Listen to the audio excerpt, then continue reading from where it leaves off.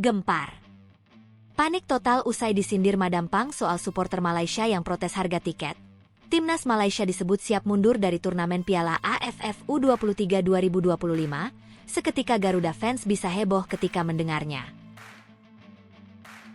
Nah ini dia, Garuda fans wajib nyimak. Begini jawaban Erick Thohir soal target Patrick Kluivert di round 4 kualifikasi Piala Dunia 2026. Inilah perbandingan prestasi Mauro Zijlstra versus Ulla Romeni di Liga Belanda. Siapa yang bakal jadi pilihan utama Patrick Kluivert? Breaking news. Dikonfirmasi langsung oleh Erick Thohir. Timnas Indonesia bakal hadapi dua tim Timur Tengah di FIFA Matchday September 2025. Yuk simak ulasan terlengkapnya sebagai berikut. Tapi sebelum itu jangan lupa subscribe, agar kalian tidak ketinggalan informasi terbaru seputar Timnas Indonesia setiap harinya.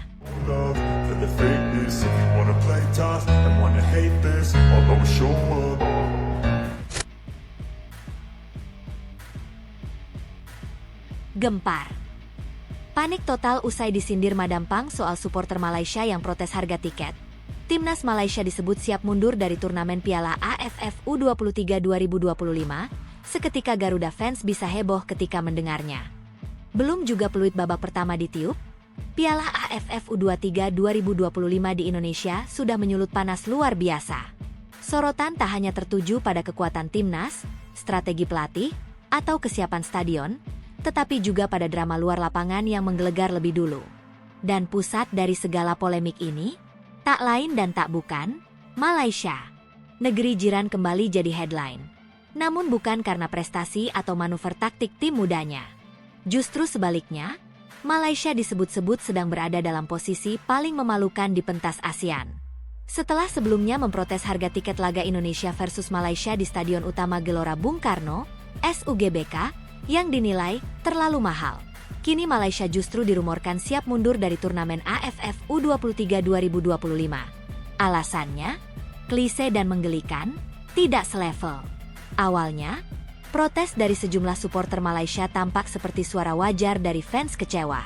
Namun seiring waktu, nada protes menjurus ke arah politisasi dan pengerdilan tuan rumah.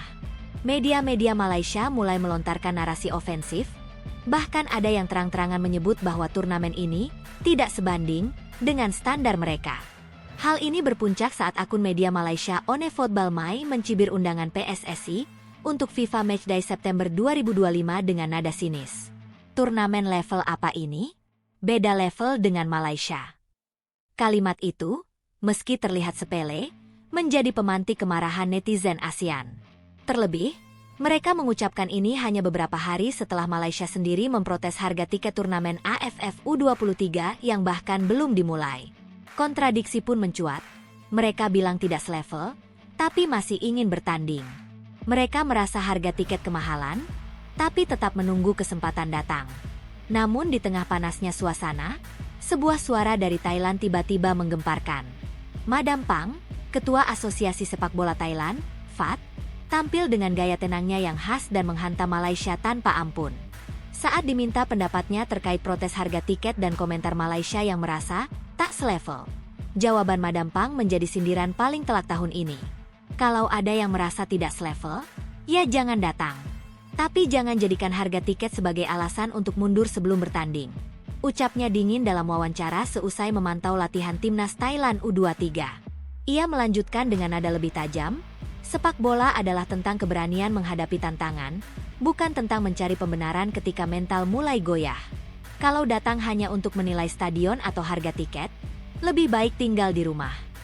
Pernyataan itu membuat banyak pihak langsung terdiam. Tanpa menyebut nama negara secara langsung, tapi jelas semua mata tertuju pada Malaysia. Kalimat-kalimat dari Madam Pang dianggap sebagai sindiran paling menusuk yang pernah diucapkan dalam konteks sepak bola ASEAN selama beberapa tahun terakhir. Dan benar saja, pasca sindiran itu beredar luas, beredar pula rumor bahwa Malaysia tengah mempertimbangkan untuk tidak mengirim tim U23-nya ke turnamen yang dimulai 15 Juli mendatang. Kabarnya, keputusan akhir akan digodok dalam rapat internal FAM, Asosiasi Sepak Bola Malaysia, dalam waktu dekat. Beberapa petinggi federasi merasa kehadiran mereka di turnamen ini justru hanya akan mempermalukan diri sendiri. baik karena tekanan publik Indonesia yang luar biasa maupun karena posisi mereka sudah terlanjur lemah di mata publik ASEAN. Di sisi lain, Timnas Indonesia U23 justru melaju kencang dalam persiapan.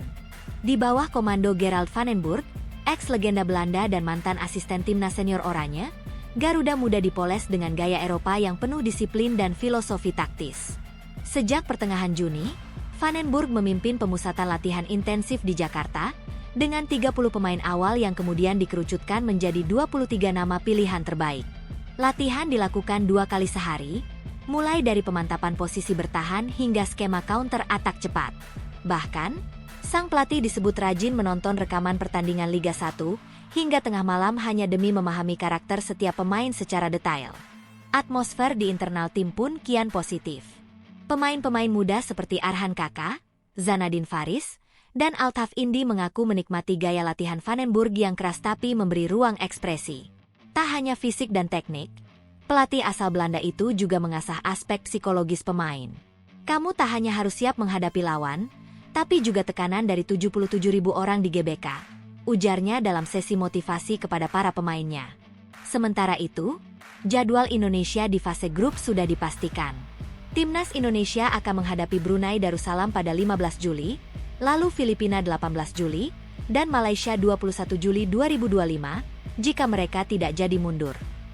Semua pertandingan akan digelar di Stadion Utama Gelora Bung Karno, dengan tiket yang ludes terjual sejak seminggu setelah rilis. PSSI memang menawarkan paket tiket 3 laga dengan harga antara Rp500.000 hingga Rp1,3 juta. Harga yang dikeluhkan Malaysia, tapi justru diserbu habis oleh fans Indonesia. Presiden PSSI, Erick Thohir, pun akhirnya bersuara. Ia menegaskan bahwa harga tiket sudah disesuaikan dengan standar internasional dan kapasitas stadion. Kami tidak menjual pertandingan murahan.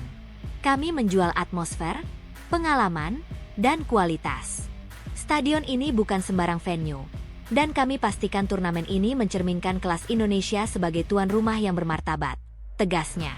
Menariknya, beberapa federasi lain seperti Filipina dan Brunei justru menyampaikan apresiasi kepada PSSI atas kualitas penyelenggaraan yang disiapkan. Bahkan ada laporan bahwa tim Filipina akan membawa rombongan supporter resmi untuk menyaksikan laga mereka di GBK. Lalu bagaimana dengan Malaysia? Setelah dihujani sindiran dan dicemooh oleh publik ASEAN, tampaknya mereka kini harus memilih. Datang dan bertanding dengan kepala tertunduk, atau mundur dan diingat sebagai tim yang kalah sebelum berperang. Kedua pilihan sama-sama tak menguntungkan. Tapi jika menilik sejarah panjang Malaysia yang kerap mengedepankan gengsi daripada prestasi, bukan tak mungkin mereka memilih langkah yang lebih memalukan, mundur diam-diam dan menyalahkan tiket sebagai alasan. Dan di tengah semua kekacauan ini, Madam Pang kembali menunjukkan kelasnya sebagai pemimpin sejati. Tanpa perlu debat terbuka, tanpa perlu adu data di media, ia cukup mengucap satu kalimat yang kini bergema di seluruh stadion ASEAN. Kalau kalian tak siap datang ke lapangan, jangan jadikan harga tiket sebagai tameng. Karena keberanian tidak pernah diukur dengan nilai mata uang, tapi dengan nyali. Begitulah. Indonesia bersiap menyambut turnamen, Garuda Muda siap mengudara. Tapi di sisi lain, Malaysia sedang menimbang satu keputusan pahit. Bertarung atau menyerah sebelum peluit pertama dibunyikan. Dan jika mereka mundur, satu hal yang pasti, mereka tidak dikalahkan oleh lawan, tetapi oleh ego dan mental mereka sendiri. Bagaimana menurut kalian? Tulis pendapat kalian di kolom komentar. Nah ini dia, Garuda fans wajib nyimak. Begini jawaban Erick Thohir soal target Patrick Kluivert di round 4 kualifikasi Piala Dunia 2026. Semakin dekatnya jadwal pertandingan putaran keempat kualifikasi Piala Dunia 2026, membuat sorotan tertuju kepada satu sosok sentral di balik kebangkitan Timnas Indonesia, Patrick Kluivert. Mantan striker legendaris Barcelona dan Timnas Belanda itu telah memikul ekspektasi besar dari seluruh rakyat Indonesia sejak ia ditunjuk menjadi pelatih kepala Timnas Indonesia pada awal tahun ini. Dan kini, setelah skuad Garuda resmi melangkah ke babak keempat kualifikasi, pertanyaan besar pun mengemuka. Apa target yang dibebankan kepada Kluivert? Ketua Umum PSSI, Erick Thohir, akhirnya memberikan jawaban yang jelas dan menyejukkan. Dalam pernyataannya kepada awak media di kawasan Senayan, Jakarta, Jumat, 4 Juli 2025, Erick Thohir menegaskan bahwa timnas Indonesia harus mempersiapkan diri semaksimal mungkin untuk menghadapi tantangan di babak keempat nanti. Kami semua berusaha, ujar Erick. Kami ingin jadi tuan rumah tetapi sekarang kita akan bermain di Arab Saudi dan Qatar. Lanjutnya, merujuk pada proses bidding tuan rumah yang dimenangkan dua negara Asia Barat tersebut, meski Indonesia turut mengajukan diri. Kepastian bahwa putaran keempat akan digelar di Arab Saudi dan Qatar membuka babak baru perjuangan Garuda. Ini adalah fase yang sangat menentukan, mengingat persaingan akan semakin ketat. Hanya tim-tim terbaik yang akan melangkah ke putaran kelima dan akhirnya menuju playoff yang bisa membawa mereka ke panggung terbesar di dunia, Piala Dunia. Erick tak menampik bahwa perjuangan ini tidak akan mudah. Ia kemudian mengingatkan bahwa perjalanan panjang seperti ini membutuhkan kesiapan, mental kuat, dan tentunya proses yang berkesinambungan. Tentu kita harus lakukan persiapan. Kualifikasi menuju Piala Dunia itu ada putaran 4, putaran 5, dan playoff, tegasnya. Ia bahkan menyinggung pengalaman pahit namun penuh pelajaran saat timnas U23 bertarung di playoff Olimpiade melawan Guinea di Prancis. Kekalahan di laga itu menjadi pengingat bahwa usaha keras belum tentu berujung manis. Tapi tanpa usaha sama sekali, impian hanya tinggal angan. Sebagai Ketua Umum PSSI dan juga Menteri BUMN, Erick tampaknya sadar betul bahwa harapan masyarakat terhadap sepak bola nasional sangat tinggi. Tapi ia juga mengingatkan bahwa membangun sesuatu yang besar tidak bisa terburu-buru. Ketika ditanya wartawan apa langkah PSSI jika Kluivert tak memenuhi target lolos ke Piala Dunia 2026, jawabannya sangat diplomatis sekaligus membumi. Membangun sepak bola itu perlu kesabaran, ujar Erick. Ia mencontohkan bagaimana Shin Tae-yong diberi waktu 5 tahun untuk mengembangkan fondasi tim nasional, sebelum akhirnya kerjasamanya tidak diperpanjang. Begitu pula dengan pelatih tim putri, Satoru Mochizuki. Coach Patrick ada kontrak 2 tahun, ya kita tunggu. Coach Mochi juga ada kontrak 2 tahun, kita tunggu semua. Tidak usah buru-buru. Pernyataan itu memperlihatkan bahwa PSSI kini lebih berorientasi jangka panjang. Ini adalah sinyal positif bahwa federasi tengah berupaya membangun sistem, bukan sekadar mengejar hasil instan. Meski harapan tinggi tetap ada, Erick ingin publik sepak bola Indonesia mengedepankan kesabaran dan tidak mudah terprovokasi. Semua membangun. Saya pun sebagai ketua umum sampai 2027, ada waktunya semua, ujarnya, memberi isyarat bahwa proses reformasi sepak bola Indonesia akan terus berjalan selama masa jabatannya. Tak lupa, Erick juga mengingatkan bahwa sepak bola harus menjadi alat pemersatu, bukan sebaliknya. Di era media sosial yang penuh dinamika, opini yang berkembang begitu cepat seringkali menjadi bahan bakar konflik horizontal antar pendukung. Erick menegaskan bahwa dirinya tak anti kritik, namun mengajak semua pihak agar tetap menjaga semangat persatuan. Jadi semua tidak usah menjadikan sepak bola ini drama, saling menghujat, saling memecah belah. Justru sepak bola ini harus mempersatukan. Dan saya tidak menjadi bagian individu yang takut dikritik.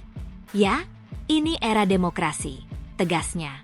Komentar ini bukan hanya sekadar respons terhadap pertanyaan media, tapi juga menjadi refleksi mendalam atas kondisi sepak bola Indonesia saat ini. Di satu sisi, kita berada dalam momentum kebangkitan. Timnas Indonesia lolos ke babak keempat kualifikasi Piala Dunia untuk pertama kalinya dalam sejarah. Pelatih kelas dunia seperti Kluivert datang dengan visi dan pendekatan profesional. Para pemain diaspora mulai membanjiri skuad dengan kualitas Eropa. Stadion-stadion penuh sesak dalam setiap laga kandang Garuda. Namun di sisi lain, tantangan untuk menjaga stabilitas, membina regenerasi, dan menyatukan elemen-elemen supporter dalam satu suara juga tak kalah besar. Dengan penunjukan Arab Saudi dan Qatar sebagai tuan rumah babak keempat, maka timnas Indonesia akan bertarung di atmosfer yang sangat berbeda. Dukungan dari supporter Indonesia yang biasanya begitu masif di kandang harus digantikan oleh mental baja saat bermain jauh dari rumah. Disinilah pentingnya persiapan yang disebut Erick Thohir. Ia tak hanya bicara teknis, tapi juga spiritual. Bahwa bangsa ini tak boleh kalah sebelum berjuang. Yang penting kita jangan jadi bangsa yang menyerah sebelum berusaha. Ucapnya dengan nada tegas yang menggetarkan.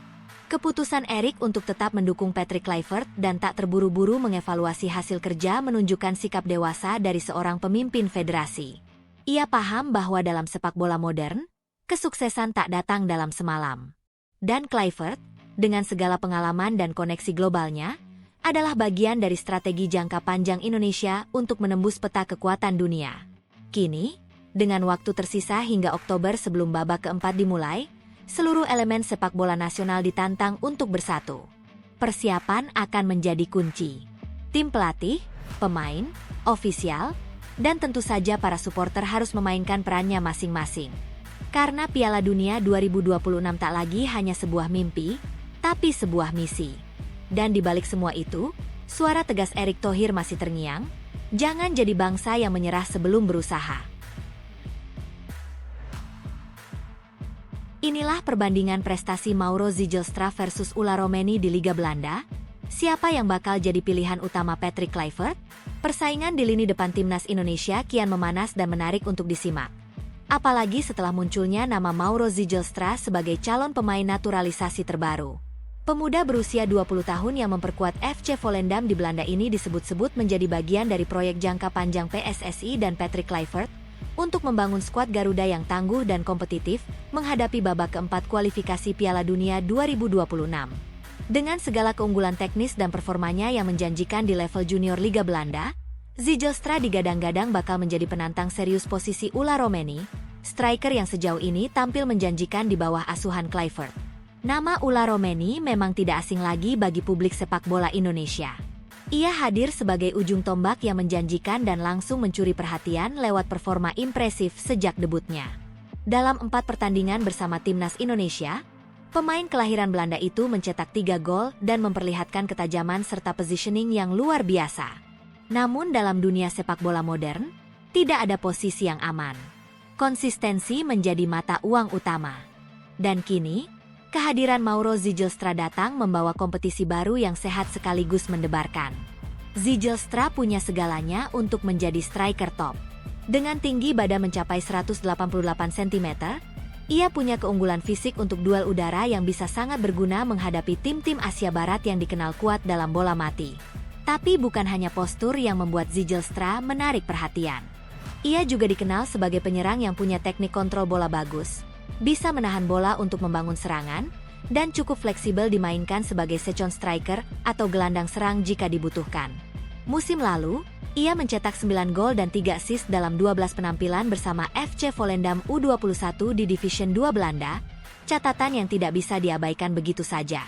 Bahkan ia juga sudah mencicipi atmosfer tim utama ketika diturunkan di ajang KNVB Beker pada akhir 2024, sebuah langkah yang membuktikan bahwa dia berada di jalur yang benar untuk menembus sepak bola profesional level atas. Munculnya nama Zijlstra jelas membuat Patrick Kluivert memiliki lebih banyak opsi. Sebagai pelatih yang berasal dari Belanda dan pernah menjadi striker kelas dunia, Kluivert tentu tahu betul kualitas Zijlstra. Apalagi keduanya berasal dari sistem dan budaya sepak bola yang sama. Ini bisa mempercepat proses adaptasi Zijlstra apabila nanti ia resmi membela timnas Indonesia. Namun yang menjadi pertanyaan publik saat ini, apakah Zijlstra akan langsung dimasukkan ke skuad senior atau terlebih dahulu diproyeksikan untuk timnas U23? Dengan usianya yang masih 20 tahun, jalan ke timnas U23 sangat terbuka, terlebih Indonesia akan menjadi tuan rumah kualifikasi Piala Asia U23 2026 di Sidoarjo pada bulan September mendatang. Turnamen itu bisa menjadi panggung sempurna bagi Zijlstra untuk memperkenalkan diri kepada publik Indonesia dan mengasah chemistry bersama rekan-rekan setim sebelum menembus skuad utama. Tapi jika melihat kebutuhan mendesak di lini depan Garuda untuk putaran keempat kualifikasi Piala Dunia Oktober nanti, Kluivert bisa saja langsung memanggilnya, terutama jika performanya di klub semakin menanjak dan proses naturalisasi berjalan lancar. Ulla Romeni tentu bukan lawan mudah dalam perebutan posisi. Ia sudah membuktikan dirinya mampu tampil di level tertinggi bersama Garuda. Namun Zijlstra punya potensi untuk berkembang lebih jauh. Di atas kertas, Romeni lebih matang, lebih berpengalaman, dan sudah punya chemistry dengan tim. Tapi Zijlstra adalah aset masa depan dengan kapasitas besar. Dalam hal finishing, keduanya memiliki gaya yang sedikit berbeda. Romeni cenderung oportunis dan efisien dalam penyelesaian akhir, sementara Zijlstra lebih lengkap secara teknis dan bisa berperan dalam build-up serta pressing.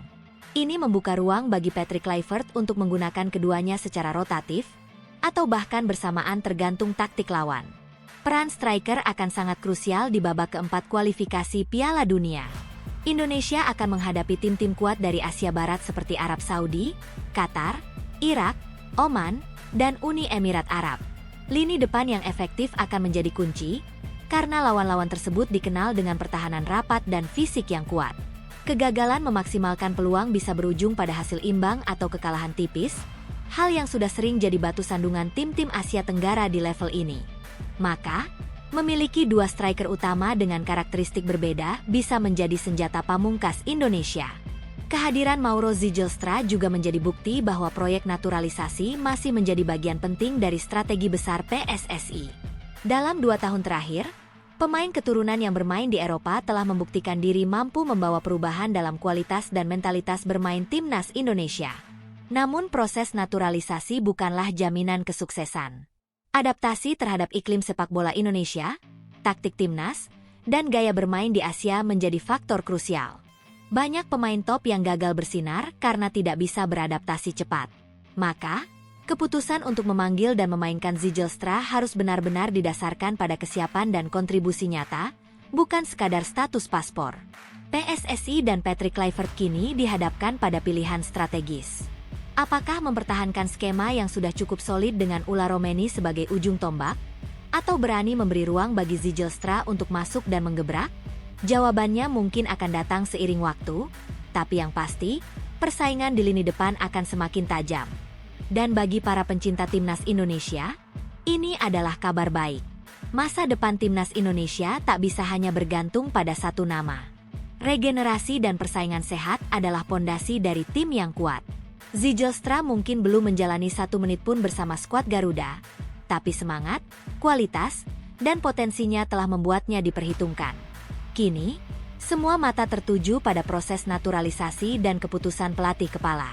Langkah Indonesia menuju Piala Dunia 2026 masih panjang dan penuh tantangan. Tapi dengan hadirnya Mauro Zijlstra, setidaknya satu potongan puzzle telah ditemukan. Kini tinggal bagaimana ia menyatu dalam mozaik besar bernama Garuda. Dan bila waktunya tiba, siapakah yang akan dipercaya Kluivert sebagai tumpuan di garis depan? Zijlstra sang talenta muda yang penuh potensi, atau Romeni sang predator yang sudah terbukti? Jawabannya akan segera terjawab di lapangan hijau, di tengah sorak-sorai puluhan ribu supporter merah putih. Breaking news. Dikonfirmasi langsung oleh Erick Thohir. Timnas Indonesia bakal hadapi 2 tim Timur Tengah di FIFA Matchday September 2025. Ketua Umum PSSI, Erick Thohir, memastikan bahwa timnas Indonesia akan menghadapi 2 tim dari Timur Tengah dalam FIFA Matchday pada September 2025. FIFA Matchday ini juga sebagai langkah PSSI untuk mempersiapkan timnas Indonesia jelang tampil di putaran keempat kualifikasi Piala Dunia 2026. Pasukan asuhan pelatih Patrick Kluivert dipastikan lolos ke putaran keempat usai menduduki peringkat 4 besar dalam putaran ketiga. Nantinya, skuad Garuda akan bertemu lawan-lawan kuat, seperti Qatar, Arab Saudi, Uni Emirat Arab, UEA, Irak, dan Oman. Jelang persiapan menuju putaran keempat kualifikasi Piala Dunia 2026, timnas Indonesia pun dijadwalkan akan menggelar FIFA Matchday. Erick Thohir mengatakan bahwa ada 2 negara asal Timur Tengah yang diundang sebagai lawan timnas Indonesia, yaitu Lebanon dan Kuwait. Ia menjelaskan bahwa laga menghadapi Lebanon dan Kuwait itu direncanakan akan bergulir di Surabaya pada September mendatang.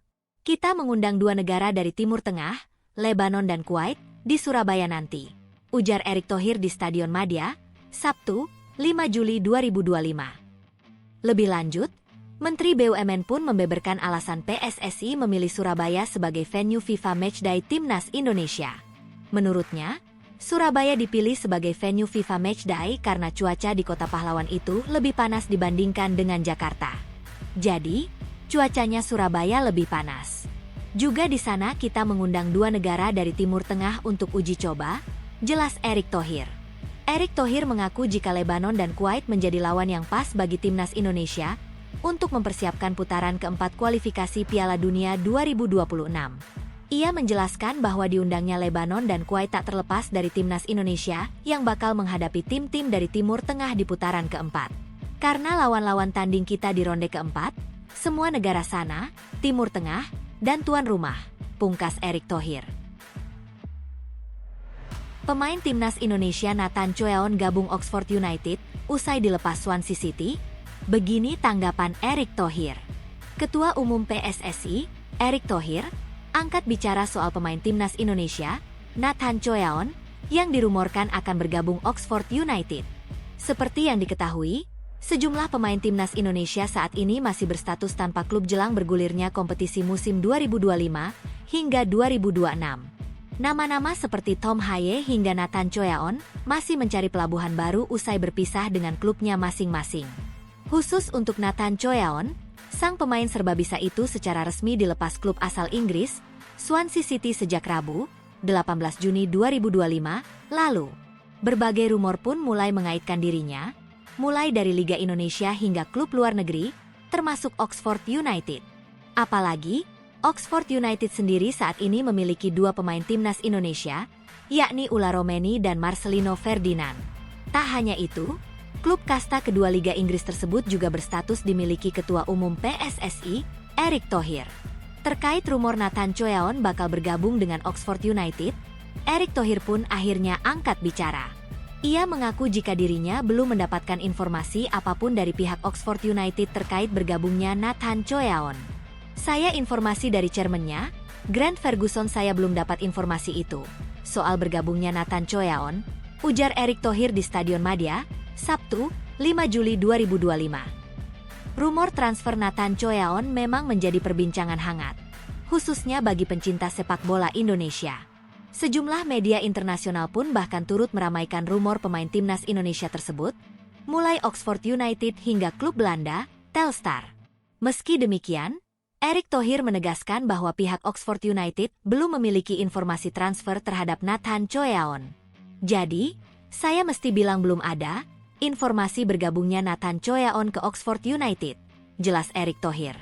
Terlepas dari hal itu, Oxford United bakal ambil bagian dalam turnamen Piala Presiden 2025 yang dimulai pada 6 Juli 2025 mendatang. Oxford United dijadwalkan akan menghadapi Liga Indonesia All-Stars dalam laga pembuka grup A Piala Presiden 2025. Pertandingan itu sendiri nantinya akan bergulir di Stadion Utama Gelora Bung Karno, SUGBK, Jakarta pada Minggu, 6 Juli 2025. Akhirnya, Jai Idzes terima kabar baik soal negosiasi Udinese dengan Venezia. Sang pemain timnas jadi pindah. Jai Idzes menerima kabar baik soal negosiasi antara Udinese dengan Venezia. Peluang sang pemain timnas Indonesia pindah terbuka lebar. Masa depan kapten timnas Indonesia itu telah dipertanyakan seiring dengan terdegradasinya Venezia dari kasta tertinggi Liga Italia, Serie A. Idzes merupakan salah satu pemain termahal dalam skuad Gli Arancio-Nero Verdi, dan dia termasuk dalam daftar jual bersama Hans Nicolosi Caviglia. Bek tengah berusia 25 tahun itu telah dikaitkan dengan banyak klub kasta tertinggi Liga Italia, seperti Udinese, Torino, dan Bologna. Namun, negosiasi sedang berjalan dengan intens dengan Udinese pada saat ini, setelah kubu Friulani menemui agennya di awal pekan ini. Sebelumnya, dilaporkan bahwa ada jurang besar antara Udinese dan Venezia, sebagaimana dilaporkan oleh La Gazzetta dello Sport. Venezia diketahui mematok harga 10 juta euro, selagi Udinese sebelumnya hanya bersedia memberikan 6 juta euro. Negosiasi berlanjut dan Corriere dello Sport mengatakan bahwa nama Idzes masih menjadi yang teratas untuk menggantikan Jaka Bijol. Nama teratas di Udine untuk menggantikan Jaka Bijol, 26, masih tetap Jai Idzes, 25, dari Venezia. Tulis Corriere dello Sport via Udinese Blog. Kemudian, laporan dari Mondo Udinese mengatakan bahwa permintaan Venezia kini adalah 7 juta euro. Nilai tersebut menjadi lebih masuk akal untuk Friulani dan ini memungkinkan transfer sang pemain timnas Indonesia ke Udinese. Permintaan Venezia kini jelas dan sekitar 7 juta euro. Tujuan Udinese adalah untuk membangun lini pertahanan level atas dengan 3 sosok yang tangguh, tulis Mondo Udinese. Idzes, Nicolo, Bertola, dan Omar Solet merupakan trio yang paling penting yang harus kita miliki, sambungnya. Sementara itu, Bologna sendiri kini lebih dekat untuk mendaratkan Martin Vitic dari Sparta Praha, meski hendak kehilangan Sam Beukema. Jurnalis Fabrizio Romano melaporkan bahwa Bologna berencana menggaet bek tengah asal Republik Ceko tersebut seharga 15 juta euro. Di sisi lain, Torino belum melakukan pergerakan lagi lantaran Saul Coco masih belum terjual ke klub asal Qatar, Al Duhail.